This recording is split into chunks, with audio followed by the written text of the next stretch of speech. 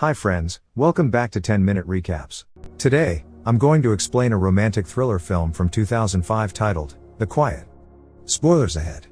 Watch out and take care. The movie begins with a high school student named Dot. Dot is a loner and prefers staying alone. One day she is sitting alone in the school canteen and is very upset. Dot's childhood friend Nina, along with her friend Michelle, is talking about Connor, a very popular boy in school.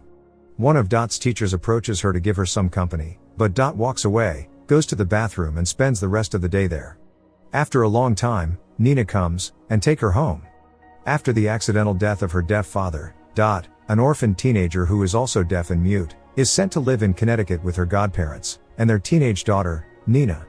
Janice, the teacher who earlier approached Dot, meets Paul and tells him about her concern regarding Dot. Paul tells her about Dot's condition and assures her that she is fine. He buys some medicines from the pharmacy for his wife and leaves. After reaching home, Paul greets his daughters and heads straight to Olivia, who is completely tired after working all day. He takes her to the bed and gives her the medicine. At dinner, Paul suggests that they should all learn some sign language to communicate with Dot. Nina isn't interested in that and leaves for Michelle's home where she wants to spend the night. The next day in the biology lab, Dot becomes partner with Connor. Michelle feels jealous about it, as she wants to hook up with Connor badly. She also asks Nina whether she is dating someone or not, and suggests that she should lose her virginity before graduating or else will be a failure in life. Dot goes to an empty classroom and starts playing the piano. Connor notices her and is feeling an attraction to her. Dot and Nina had been friends in childhood before Dot lost her hearing as a result of a medical condition. Dot is troubled by the death of her father. One night, while returning to her bedroom, Dot catches Paul and Nina getting intimate in Nina's bedroom. But she doesn't say anything and gets back to her room as if it's a completely normal thing. She pretends that she doesn't say anything. While having dinner, Nina tells her parents that she is going out with Michelle. But Paul doesn't approve of this. So Nina tries to seduce Paul and compels him to let her go. It becomes clear that Nina and Paul have had a years-long incestuous relationship, which Nina uses as leverage against her father to get whatever she wants. Dot also wants to go to the movies. So Paul drives her to the movies. Dot watches Nina and her friends from above and is concerned about her. After returning home, Dot is unable to sleep. She sees Paul coming downstairs and pretends to be sleeping. Paul enters her room and confesses to her that he is a sick man who sleeps with his daughter. After talking about himself, he leaves. Mitchell and Nina are spending the night together. Nina expresses her desire to get away as far as possible and start a new life. The next day, Connor and his friend invite Nina and Mitchell over to their home. But Nina isn't interested and tries to come up with some excuse. One afternoon, Nina returns home early from cheerleading practice and overhears Dot playing the piano on the family's piano. When one of the strings breaks, Nina hears Dot swear loudly, before vocally harmonizing with the strings as she tunes them. It turns out that Dot is not deaf and was just pretending the whole time. Realizing Dot is neither deaf nor mute, Nina withholds her knowledge of this. The next day, at school, acting under the guise that Dot cannot hear, Nina talks to Dot and confesses her hatred of her father, and details her plan to murder him. But Dot still pretends as if she can't hear anything and doesn't even react to Nina's plan. Later that evening, when Dot is playing the piano at the school, Connor watches her through the door. When Dot sees him, Connor tries to talk to her. But Dot isn't interested and leaves. Later that evening, Connor goes to Dot's home and asks Paul and Olivia if he could go to the library with Dot. Michelle also arrives there and gives Nina a bag. Dot suspects that there may be a gun inside which Nina will use to kill Paul. But she doesn't say anything and leaves with Connor. Michelle and Nina hang out in Nina's room. But Paul, who wants to share some love with Nina, asks her to send Michelle home. Dot, who is on a date with Connor, sees an ambulance and fears that Nina might have killed Paul. So she heads back home and sees the bag Michelle earlier gave to Nina. When she checks the bag, there is no gun, but only books. When she goes to Nina's room, she finds Paul and Nina in bed together.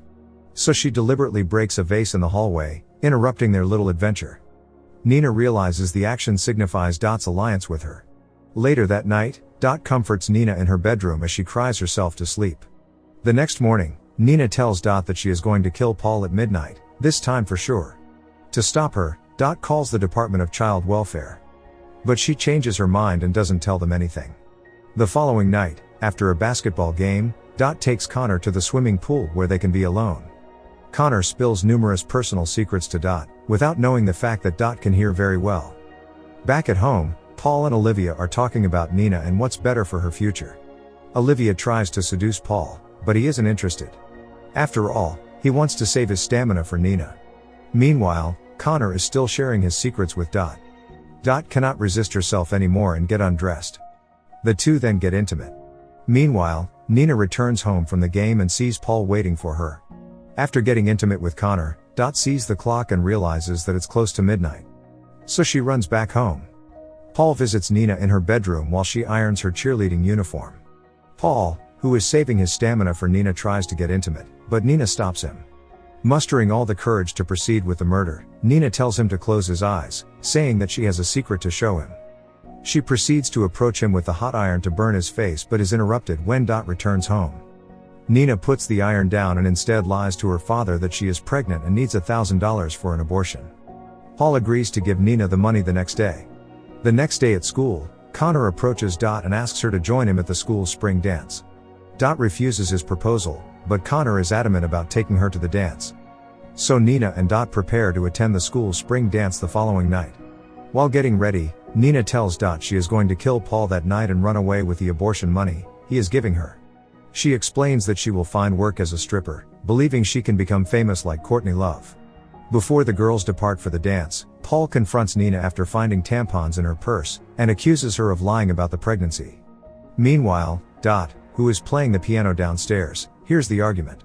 The confrontation becomes violent, and Paul tries to force himself on Nina. Dot rushes to save Nina and strangles Paul to death with a piano wire. Olivia, in a drug-induced stupor, stumbles upon the scene, unfazed by her husband's corpse. But she is amazed by the revelation that Dot can hear. It seems that Olivia knew about Paul and Nina. But still, she didn't do anything to stop them. Michelle arrives at the house to pick Nina and Dot up. The two quickly change their dresses, which are soaked in blood, and leave. At the dance, Dot dances with Connor. But she leaves in the middle to meet with Nina. When Connor tries to stop her, he realizes that Dot can hear and speak clearly. Angered by her deception, he storms away. Nina and Dot leave the dance and walk to a riverbank in the woods, where they bury a backpack containing their blood-soaked clothing. Nina asks Dot why she pretended to be deaf and mute. Dot explains that, after her mother died during her childhood, she stopped speaking and began communicating only with sign language, as it made her feel closer to her father. When the girls return home, they find police cars at the house, and Olivia turning herself in for Paul's murder. The following morning, Nina and Dot sit together and play the piano, freed from their respective fathers. I hope you guys enjoyed this video. Hit that like button if you did, subscribe if you're new. And at last, I'll say stay well, stay safe, thanks.